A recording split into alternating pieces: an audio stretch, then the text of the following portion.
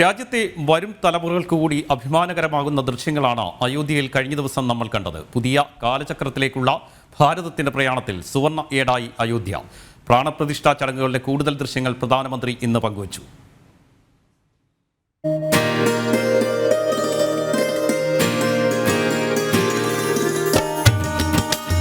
സ്വാതന്ത്ര്യാനന്തര ഭാരതം 2024 ജനുവരി 22 ശേഷം പൂർണ്ണമായും രാമരാജ്യത്തിലേക്ക് മാറുകയാണ്. ഒരു ജനതയുടെ ആഗ്രഹ അസ്തിത്വ ആവശ്യ സഫലീകരണത്തിന്റെ സുന്ദര ദൃശ്യങ്ങൾ നമുക്കായി നൽകിയത് അയോധ്യയും.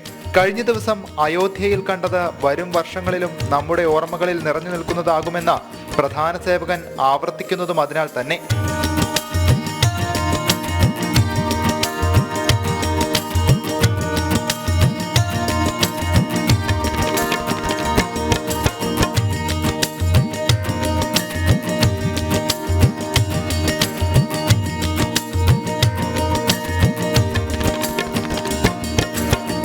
ലോകമെമ്പാടും പടർന്നു കിടക്കുന്ന രാമഭക്തർ ഭാരതീയർ ആഹ്ലാദത്തിന്റെ പരകോടിയിലാണ്.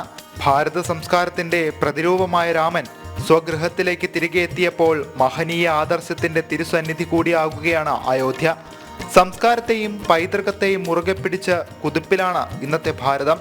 ഭക്തിയും വികസനവും കൈകോർക്കുന്ന അയോധ്യ ലോകത്തിന് മുന്നിൽ വയ്ക്കുന്ന സന്ദേശം മറ്റൊന്നല്ല. തന്റെ പ്രജകളെ ഒന്നായി കണ്ട ശ്രീരാമന്റെ രാജ്യമാവുകയാണിവിടെ.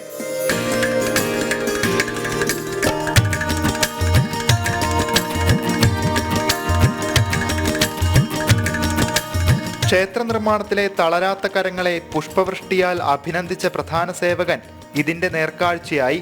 വൈദേശിക ആശയങ്ങളിൽ നിന്നല്ല, സ്വന്തം സ്വത്വത്തിൽ നിന്ന് ഇന്നത്തെ ഭാരതം കുതിക്കുകയാണ്.